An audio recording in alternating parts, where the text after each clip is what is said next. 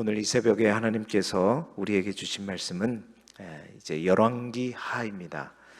구약 성경 열왕기 하 21장부터 23장까지의 말씀 가운데 열왕기 하 22장 13절입니다. 구약 성경 601쪽 열왕기 하 22장 13절 말씀입니다. 열왕기 하 22장 13절 말씀, 구약 성경 601쪽입니다. 열왕기하 22장 13절 말씀입니다. 구약 성경 601쪽 한 절의 말씀을 우리 함께 한 목소리로 읽겠습니다. 열왕기하 22장 13절 말씀입니다. 시작. 너희는 가서 나와 백성과 온 유다를 위하여 이 발견한 책의 말씀에 대하여 여호와께 물으라. 우리 조상들이 이 책의 말씀을 듣지 아니하며 이 책에 우리를 위하여 기록된 모든 것을 행하지 아니하였으므로 여호와께서 우리에게 내리신 진노가 크도다. 아멘. 오늘은 열왕기하 21장부터 23장까지 있는 말씀으로 왕정, 교재에 있는 제목 왕정 총결산, 오늘 첫 번째 말씀으로 나누고 내일 한 번 더 나누도록 하겠습니다. 왕정 총결산이라는 제목으로 말씀의 은혜를 나누겠습니다. 교재에 나와 있는 우리 포인트를 함께 읽어보겠습니다. 48쪽에 있는 포인트입니다. 시작. 하나님께서 경고하셨던 왕정의 폐해가 명확히 드러나고 있는 가운데 500년 전 왕정을 총결산하는 시점이 다가옵니다. 아멘. 우리는 오랜 시간 남유다의 우시야 왕부터였죠. 우시야, 요담, 아하스, 히스기야 시대 때 사역했던 이사야와 미가 선지자의 예언들을 함께 살펴보고 다시 열왕기하로 돌아왔습니다. 여러분 기억하십니까? 우시야 왕 때가 어떻게 했느냐? 여로보암, 북이스라엘의 여로보암과 남유다 우시야 왕 때 이스라엘은, 남유다와 또 북이스라엘은 다윗과 솔로몬 이후로 가장 큰 영토를 차지하면서 가장 강성했을 때가 그때였다고 했죠. 이유는 아수르가 그렇게 북이스라엘을 힘들게 했던 아람을 물리치고, 또 아수르가 계속해서 북이스라엘과 남유다를 쳐들어왔어야 되는데 마침 아수르가 메소포타미아 저 북방 민족이 내려오고 또한 왕의 내란, 그러니까 왕의 자리 다툼이 생기는 바람에 아수르가 더 이상 서진 정책을 펼치 못하다 보니까 어느 누구도 북이스라엘과 남유다를 힘들게 하는 나라가 없었던 거예요. 그때 북이스라엘은 여로보암이, 남유다에는 아수르가, 이제 유다는 아래쪽으로 북이스라엘은 위쪽으로 영토를 넓어가면서 가장 큰, 또 무역이 누가 괴롭히는 자가 없으니까 무역도 활발해지고 그러면서 아주 강성한 때를 이루게 되었지요.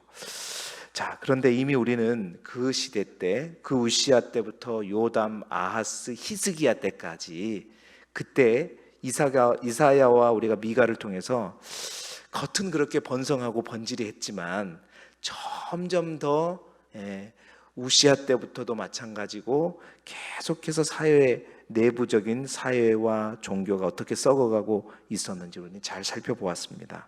그 절정은 아하스 왕 때였죠.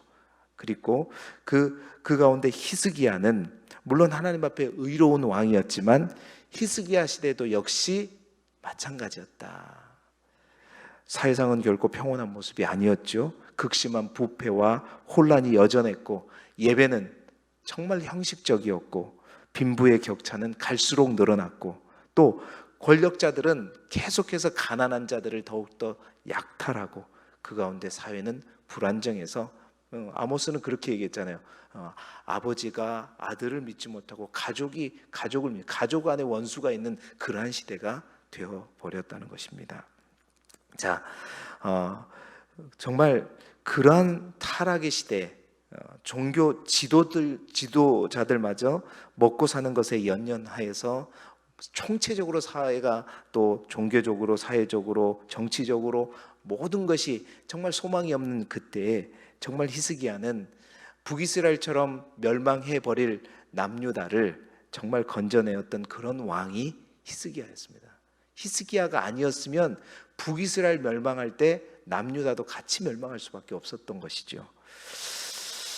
하나님께서 결국 그러한 히스기야도 큰 병에 걸려가지고 병들어 죽게 되었지만 그 히스기야가 하나님 앞에 간절히 기도할 때 15년의 생명 영장을 선물로 받고 그 가운데서 아수르 18만 5천의 군대를 하나님의 은혜로 무찌르게 되었고요.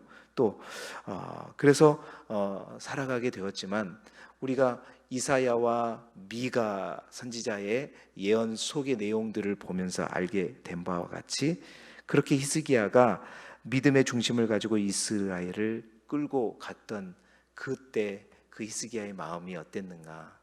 녹록지 않은 상황에서 자기가 왕이었던 자기마저도 조금이라도 흔들려 버리면 완전히 이 나라는 멸망의 구덩이로 갈 수밖에 없는 상황에서 정말 그가 믿음을 지키고 왕으로서 그나마 왕이 그랬기 때문에 버틸 수가 있었던 거죠, 남유다가. 그래서 그가 갔던 그 길이 믿음의 중심을 잡고 가는 길이 얼마나 힘들고 어렵고 외로웠을까 하는 것을 우리는 열왕기하만 보면 몰라요.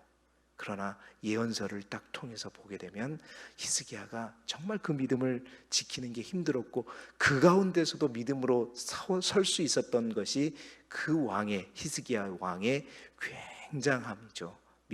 아주 믿음이 컸다라는 것을 다시 한번 알 수가 있죠. 그런데 그러다가 15년이 지났어요. 하나님께서 약속하신 15년이 지나고 이제 남유다 히스기야 왕은 죽고 히스기야를 이어서 그의 아들 누가 므낫세가 왕위에 오르게 되죠. 그때 므낫세의 나이가 12살이었습니다. 오늘 그 므낫세의 이야기가 나옵니다. 21장에. 그리고 22장에 그 다음에 이제 므낫세의 아들 아몬 이야기가 21장에 또 나오고요. 그 다음에 아몬의 아들이라고 불리우는 요시야 이야기가 22장에 23장에 그렇게 나오게 되는데 21장의 므낫세의 행적을 보게 되면 정말 히스기야가 그 어려운 여건과 환경 속에서 쌓은 공둥탑이 그냥 한순간에 무너져 버리는 것을 우리는 볼 수 있어요. 그래서 오늘은 21장과 22장의 내용만 가지고 이제 므낫세를 중심으로 함께 살펴보고요. 요시야는 또 함께 나눌 얘기가 조금 더 많이 있기 때문에 23장의 내용은 내일 한번 더 나누도록 하겠습니다. 자, 므낫세를 정말 그렇게 남북 이스라엘을 통틀어 가장 여호와 앞에 악한 왕으로 되게 했던 므낫세를 바라보면서 믿음의 최대 적이 누구인가? 믿음의 최대 적이 무엇인가? 오늘 우리가 함께 살펴보면서 그렇다면 우리가 그러한 상황 속에서 무엇을 가지고 우리가 신앙의 중심을 잡아야 하는가? 말씀을 통해서 오늘 함께 주의 음성을 듣기를 원합니다.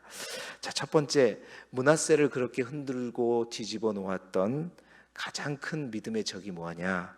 바로 하나님의 은혜를 망각하는 겁니다. 하나님의 은혜를 망각하는 거예요.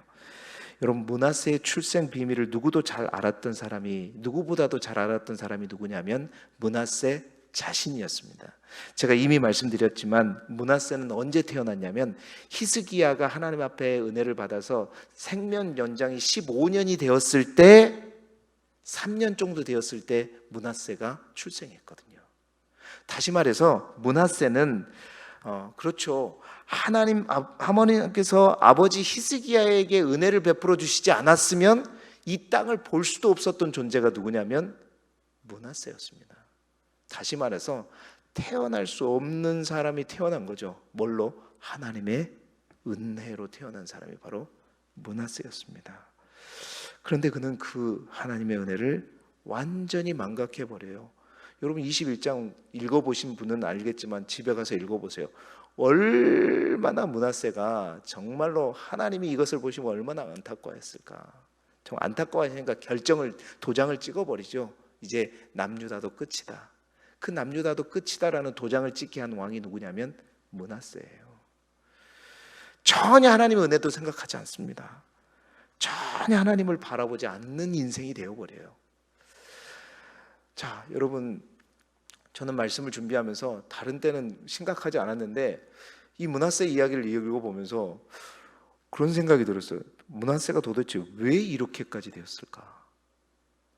혼자 막 고민이 들어갔어요. 그래서 성경을 다 뒤져봤어요. 근데 특별한 이유를 못 찾겠어요. 막 그래, 책도 찾아보고 막 어제 저녁에 난리가 아니었습니다. 므낫세의 이 일탈이 무엇 때문이었을까?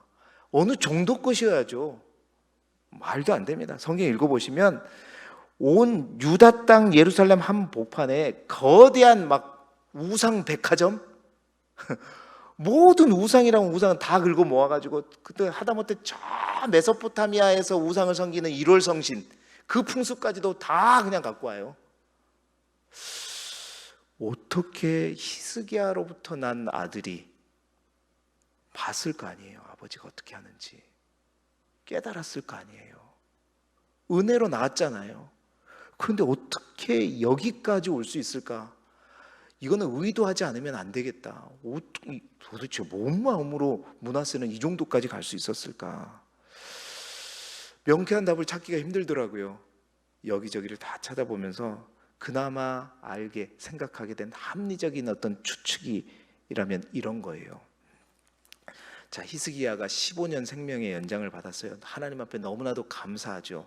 너무나도 큰 은혜잖아요. 여러분 생각해 보세요. 그런데 이제 생명 연장을 받고 3년 정도에 이제 자기 후사 아들을 낳았단 말이에요. 자, 그러면 이제 12년밖에 안 남았어요. 12년밖에 안 남았는데 보니까 지금 상황은 어때요? 사회, 종교 완전히 타락할 대로 타락했죠. 그나마 버틸 수 있었던 것은 뭐 때문이었어요? 왕인 자신이 하나님 앞에 온전히 서서 하나님을 붙들었기 때문에 그나마 남유다가 흔들리지 않고 고만고만 그 멸망의 끝자락에서 버틸 수 있었던 겁니다. 그런데 이 아들이 인자 태어나가지고 이렇게 작은 아들이 이제 내가 좀 더 오래 살아서 이 아들과 함께 해주면 괜찮을 텐데 이 15년이라는 기간이 히스기야에게는 길게 느껴졌을까요? 짧게 느껴졌을까요? 너무 짧죠. 자기가 15년 있다가 딱 죽게 되면 므낫세의 나이가 딱 몇 살이에요? 12살이거든요 12살 때 등극했잖아요. 아마 그 시간이 너무 짧고 초조하게 조급하게 느껴졌을 거란 말입니다. 자, 그래서 이 역사에 보면은 므낫세가 왕이 오르기 전에 12살의 왕이 오기 전에 10년 전부터 히스기야가 함께 므낫세와 함께 통치했다고 되어 있어요. 다시 말해서 3살, 4살, 5살 때부터 끊임없이 그는 아버지와 함께 따라다니면서 뭐예요? 나라를 통치하는 것을 배웠다는 거죠. 그렇게 하지 않으면 히스기야는 마음 놓고 죽을 수가 없었던 거예요. 자, 그 순간부터 히스기야는 인자한 므낫세의 아버지였을까요? 아니면 철저한 스승이었을까요? 철저한 스승이었을 것이다. 네가 하나님의 은혜로 태어난 자식이 네가 똑바로 안 하면 맨날 그 소리를 들었을 거예요. 므낫세는 그 아버지로부터 엄청난 제대로 돼야 된다, 똑바로 돼야 된다, 엄청난 스트레스를 받았을 것 같습니다. 그렇게 하면서 이제 10살이 넘고 11살, 12살 뭔가 좀 알아가기 시작했었을 때, 그리고 12살에 아버지가 몸이 약해서 이제 죽게 되었을 때, 이미 그는 삐뚤어질 수밖에 없었겠다. 아버지를 원망하고 아버지가 믿는 하나님이 미웠겠죠. 그런 마음, 그런 감정이 싹트고 있었을 때 그 사이에 누가 탁 치고 들어왔냐면, 여러분 21장 6절 중반절 하반절에 보세요. 므낫세가 정말 신임했던 사람들이 있었다고 성경은 기록하고 있어요. 제가 찾아낸 게 이겁니다. 므낫세가 정말 신임했던 사람들이 있었대요. 그게 누구냐면 뭐예요? 성경에 뭐라고 되어 있어요? 신접한 자와 박수를 신임했다. 하나님을 신임해야 되는데 이제 하나님 아닌 뭔가를 붙들어야 되잖아요. 그를 옆에서 코칭하고 또 알려주었던 사람들이 누구냐면 점술가들이었단 말이에요. 점쟁이들이었단 말입니다. 그 점쟁이들 옆에서 나사를 다스리기 시작한 거였어요. 아버지를 향한 그 삐딱한 마음, 자신의 감정으로 해서 그는 하나님께서 자신에게 베풀어 주신 모든 은혜를 완전히 망각하게 되었고, 그렇게 해서 므낫세는 의도적으로 아버지가 추진했던 모든 종교 정책들을 뒤집어 버린 거예요. 완전히 보란 듯이 거꾸로 행해버린 거예요. 총체적인 난국이 되어버린 겁니다. 결국 21장 10절에 보게 되면 선지자들로부터 멸망의 예언, 그것은 자신의 멸망이 아니라 나라의 멸망이에요. 므낫세를 통해서 하나님은 완전히 북이스라엘 멸망 이미 시켰잖아요. 끝났잖아요. 남유다는 그래도 히스기야 때문에 이제 다시 일어설 수 있는 기회를 잡았으나 므낫세로 인해서 도장을 완전히 꽝 찍어버린 거예요. 그 이후에 누구도 뒤집을 수가 없었어요. 여러분, 그렇습니다. 우리의 믿음의 최대의 적이 무언가? 그것은 하나님의 은혜를 망각해버리는 겁니다. 그런데 어떨 때 그 은혜를 망각하게 되는가? 우리 안에 뭔가 서운함이 생겼을 때, 정말 우리 안에 어떤 기분 나쁜 일이 생겼을 때, 억울하거나 감정이 상하는 일이 생겼을 때, 심각한 어떤 피해 의식에 사로잡혔을 때, 우리를 흔드는 수많은 감정의 기복들로 인해서 우리는 어떻게 해요? 은혜를 잊어버리게 돼요. 은혜를 놓쳐버리게 되는데, 더 무서운 건 그 틈을요, 결코 어떻게 사단이 놓치지 않는단 말입니다. 바로 우리의 감정의 기복으로 인해서 흔들리게 될 때 기가 막힌 그 타이밍에 누가 들어오냐면 사단이 딱 역사해요. 그 사단이 역사하는 버리는 순간 하나님을 향한, 여러분, 그 엄청난 은혜가 완전히 지워져 버려요. 그러지 않으면 므낫세가 이마만큼 타락할 수가 없습니다. 마찬가지예요. 사단에게 휘둘러 버렸기 때문에 므낫세가 우상 백화점을 짓게 된 것입니다.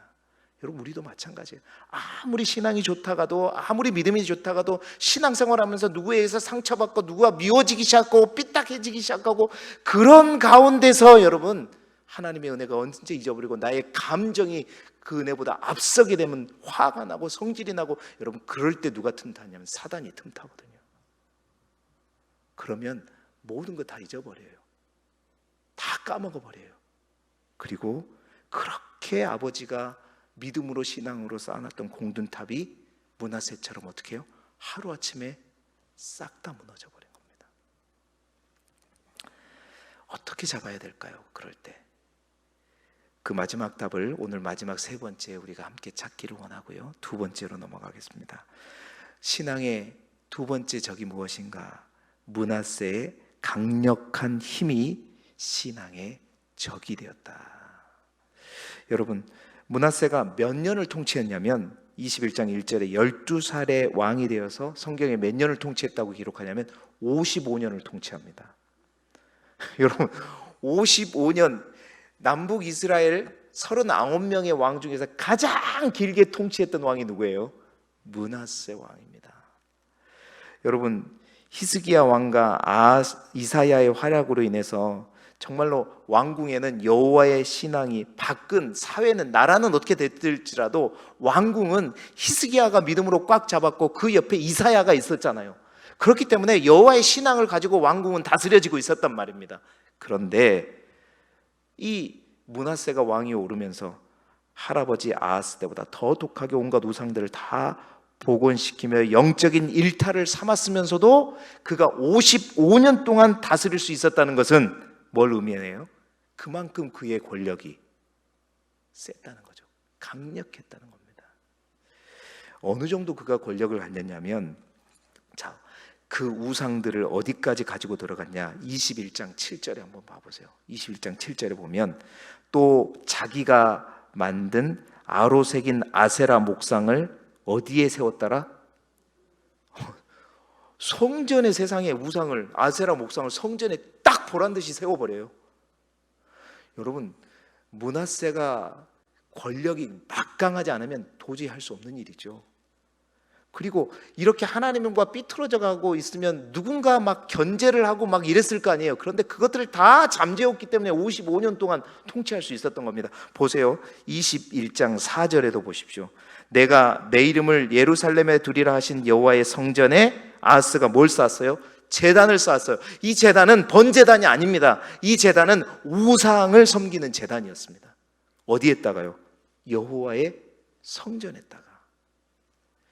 21장 5절에도 여호와의 성전 두 마당에 하늘의 1월 성신을 위하여 제단을 쌓았다.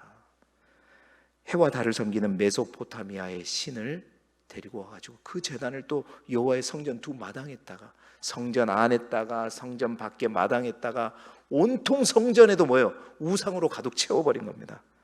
21장 9절에 보십시오. 백성들 또한 귀가 닫혀버리고 므낫세의 그 꽹을 받고 악을 행한 것이 세상에 어느 정도냐면 이스라엘이 멸망시켰던 여러 민족들보다 더 심했다. 그러니까 이스라엘이 멸망시켰던 많은 민족들, 그 우상들을 섬기던 그 많은 민족들보다 더 심하게 우상을 섬겼다는 거예요.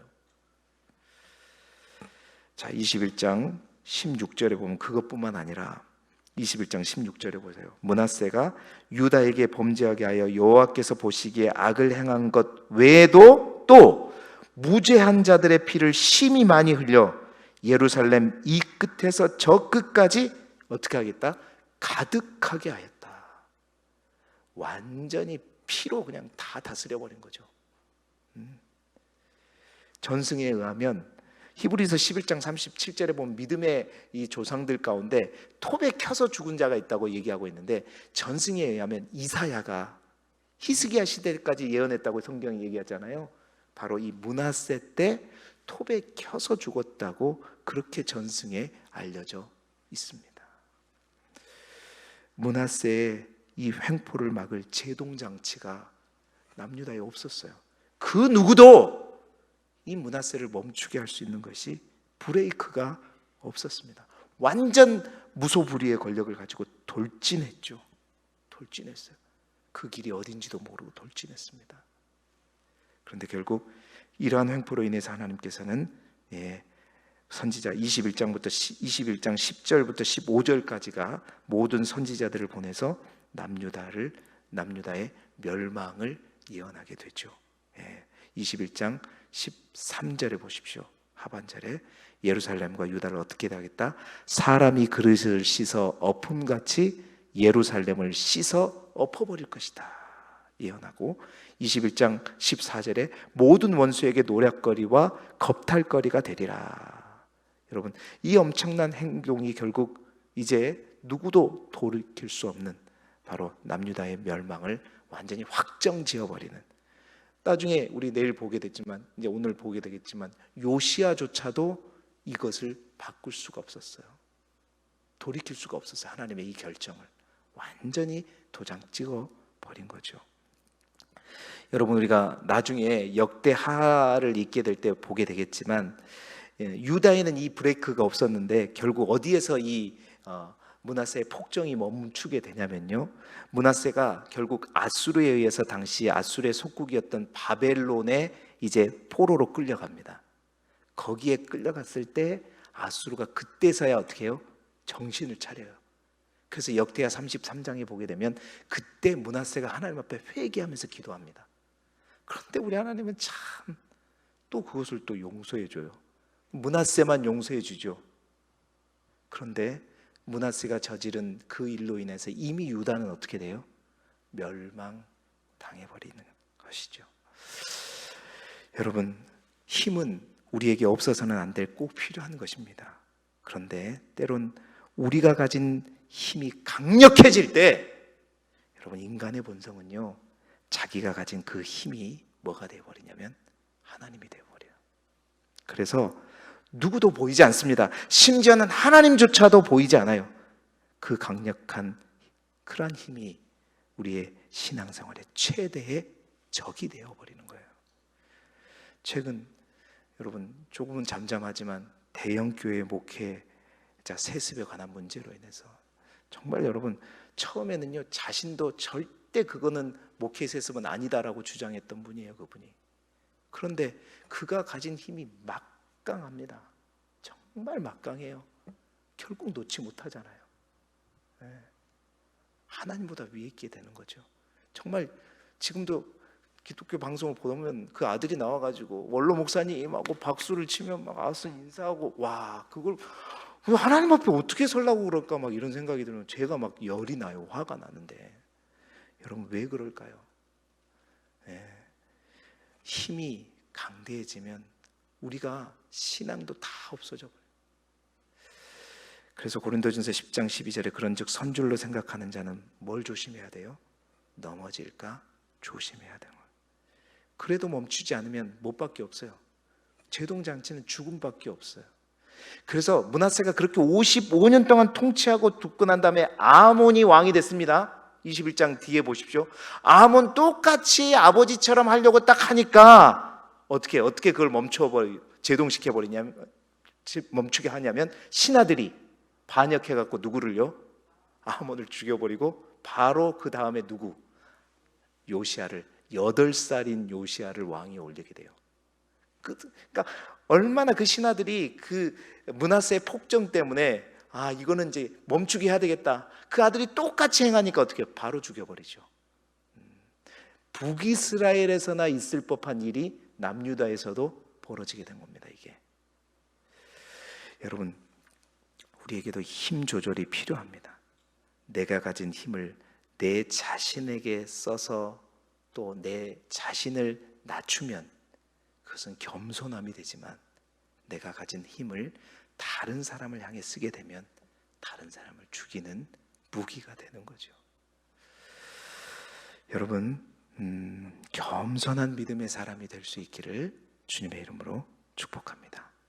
자, 그러면 흔들리는 우리의 마음으로 또 하나님의 은혜를 망각하거나 멈출 수 없는 힘으로 멸망을 향해 달려가는 것을 붙잡아 줄 수 있는 제동장치가 무엇일까? 이제 그 답을 오늘 우리가 마지막으로 보게 될 요시야가 가져다 줍니다. 그 답이 뭐냐? 하나님의 말씀이 희망이라는 겁니다. 여러분, 히스기야에게서 므낫세와 같은 왕이 난 것도 미스터리지만, 므낫세와 같은 그러한 왕에게서 또한 요시야가 난 것도 미스터리죠. 보세요. 사실 성경의 기록으로 보자면 요시야는요, 다윗보다 솔로몬보다 더 흠이 없었던 왕이 누구냐면 요시야입니다. 요시야는요, 다윗도 솔로몬도 다 흠이 있잖아요. 요시야는요, 정말 여러분 이제 내일 또 보게 되고 하겠지만 평생 자기가 왕으로 있을 동안에 하나님 앞에 삐뚤어짐이 없이 살았던 왕이 요시야였어요. 오히려 다윗보다도 솔로몬보다도 더 하나님 보시기에 합당한 삶을 살았던 왕이 누구냐면 요시야 왕이었습니다. 거의 흠이 없었어요. 자, 보세요. 22장 2절에 요시야가 여호와 보시기에 정직히 행하여 그 조상 다윗의 모든 길로 행하고 좌우로 치우치지 아니하였다. 자, 이제 벼랑 끝에 몰린 이 유다의 마지막 희망이 누구였냐? 요시야였습니다. 전 인생을 그는 므낫세 아몬이 산 똥을 치웠다, 그렇게 표현해도 되는지 모르겠어요. 평생 동안 영적인 개혁을 했던 왕인데 그의 종교 개혁이 다른 왕들의 종교 개혁과 달랐던 것이 있어요. 그게 뭐냐면 그 시작이었습니다. 요시야의 종교 개혁의 시작이 어디였냐? 요시야 왕이 18년이 되었을 때, 왕이 된 지 18년이 됐을 때, 26살이 되었을 때 성전 수리 작업을 하다가 성전에서 뭘 발견하죠? 율법책을 발견해요. 그 율법책이 학자들은 뭐라고 생각하냐면 바로 모세의 신명기 율법의 원본이 아니었을까. 그러니까 이제 뭐 책에 쓰여지지는 않았겠죠. 어찌됐든 간 언약궤에 들어갔던 그 율법, 그 원본이 아니었을까. 바로 그 기록된 하나님의 말씀으로부터 요시야의 종교 개혁이 시작되었습니다. 오늘 우리가 읽었던 말씀이 그거예요. 그 말씀을 읽고 요시야가 그 말씀을 듣자마자 옷을 찢으면서 모든 참모들을 다 모아서 말하는 거예요. 빨리 여선지자 홀다에 가서 이 말씀을 통해서 우리에게 말씀하게 하라. 그러면서 그 말씀에 적힌 대로 하나님께 물으면서 종교개혁을 시작했던 왕이 요시야 왕이었습니다. 어떻게 보면 히스기야 때보다 더 엄청나게 안 좋은 그 상황 속에서 흔들리지 않고 중심을 잡고 자기가 가진 힘을 가지고 멸망을 향해서 가는 것이 아니라 멸망을 돌이킬 수 있었던 근본적인 그 핵심이 뭐였냐? 율법책이었어요. 하나님의 말씀이었습니다. 그렇습니다, 여러분. 므낫세도 아몬도 그 말씀을 붙들었다면, 그 말씀에 순종하고 그 말씀에 물었다면, 그 말씀에 귀 기울였다면 아마 흔들리지 않았을 거예요. 뿐만 아니라 멸망을 향해 달려가지 않았을 것입니다. 주님의 말씀은 그렇습니다. 예, 길입니다. 우리의 발에 등이요 내 길에 빛이 하나님의 말씀이죠. 흔들린다면, 나의 힘을 빼기를 원한다면, 그래서 우리는 뭘 봐야 돼요? 끊임없이 우리 자신을 하나님의 말씀에 노출시켜야 됩니다. 말씀 대행진을 하면서 이제 말씀을 마무리하겠는데, 우리 교인 가운데 몇 분이 이 말씀 대행진을 쭉 같이 설교를 들으면서 말씀을 읽으면서 같이 오는지는 모르겠습니다. 그런데 기도하면서 계속해서 드는 확신은, 이 말씀을 그대로 읽고 제대로 읽고 함께 오는 사람은 반드시 하나님이 만지신다. 반드시 하나님이 그들을 세우신다. 그리고 반드시 돌이키시고 변화시켜 주실 것이라는 확신이 있습니다. 현장에서든지 유튜브에서든지, 그리고 그것으로 인해서 하나님께서 우리 길두교회를 새롭게 하는 기경의 작업을, 토양의 작업을 할 거라고 저는 확신합니다. 말씀이 능력이고 그 말씀에서부터 시작할 때, 예, 어떠한 상황 속에서도 요시아처럼 다시 그 무너져가는 이스라엘 떠받칠 수 있을 줄 믿습니다. 오늘도 그 소망을 가지고 여러분, 새벽마다 하나님의 말씀에 의해서 가랑비에 옷 젖듯 여러분의 인생에도 하나님의 은혜로 완전히 젖어드는, 참으로 하나님이 기뻐하시는 복된 인생이 되기를 그리스도 예수 이름으로 축복합니다. 기도드리겠습니다. 하나님 아버지,